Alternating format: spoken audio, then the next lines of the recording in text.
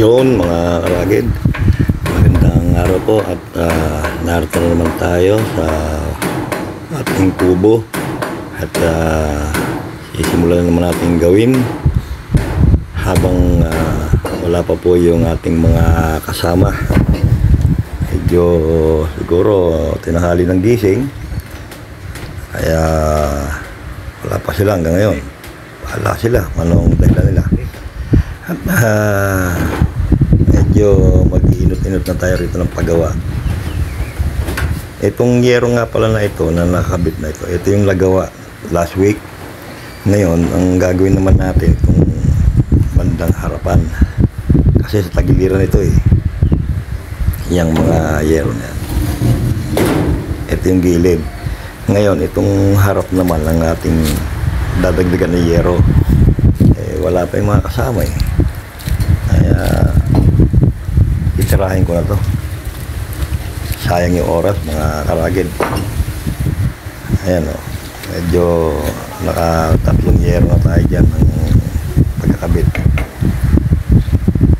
at dadagdagan pa natin yan, pero inaayos pa natin yung mga pako dito sa bandang itaas kasi ang napakuhan ko lang kanina yung bandang ibaba at bandang gitna.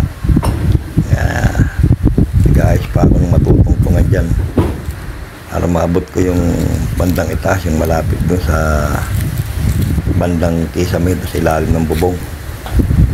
Hirap kasi pag walang matutungtungan. Tingnan nyo, alangalim pa nga yung hagdanan dyan kasi pag doon ko nilagay sa yero mapipipiin naman yun. Sayang naman yero. Ayan tingnan nyo. At saka medyo umaambon pa, madulas yung yero pagbasa. Nakagwantes na nga ako dyan pero umudulas pa rin hirap talaga pagka wala ng tulong sa pagkakabit ng yero. Yun na lang kahit pa paano gagawa natin ng paraan. So nagtsa ko hindi na darating yung nakasama ko nahali na maambon-ambon pa. Baka nga napasarap ang tulog yung mga yun. Maya-maya ulo na naman yan.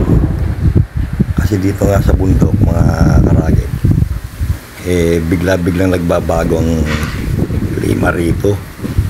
Minsan masikat yung araw, maya-maya uulan, tapos hinto na naman, tapos ganun bago-bago. Kaya sinasamantala ko lang mga karagid. Kita nyo masikat yung araw pero umaambon yan mga karagid. Tapos yung lupa basa-basa na tsaka maputik, madulas na yung hagdanan na inaakitan ko. Yan yung kahoy na yan ayan, naghahanap ako ng matutungtungan pa dyan na ibang kahoy. Ayan lang, medyo konti nga yung kahoy natin. Ayan lang umulan na karagid wala na, hindi na tayo makagawa ng maayos yan. Bale, ipapakita ko na lang sa inyo kung ano yung mga nagawa na dyan last week. Ayan tutuloy ko nga sana yung yero kaso lumakas na yung ulan. Wala na yung pagkakataon na makapaggawa dyan ng maayos. Ayan, napakita ko na sa inyo yung mga naikabit ng mga kahoy. Ayan, yung mga pamakuan sa sahig naikabit na yan. Ay iba pang mga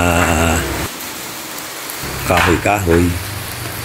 Ayan yung mga pang flooring naikabit ko na rin, pero hindi pa permanente yan. Kumbaga temporary lang yan, sinusukat-sukat ko pa kung tama yung kanyang mga siruho kasi mahirap pagka nagkamali, hirap paulit-ulit. Kaya temporary lang muna yan. Siguro yun lang mga karagid kasi lakas na lang ulan hindi na nga dumating yung mga kasama ko. Malamang bukas na lang yan, basta lang may tutuloy yan. Okay.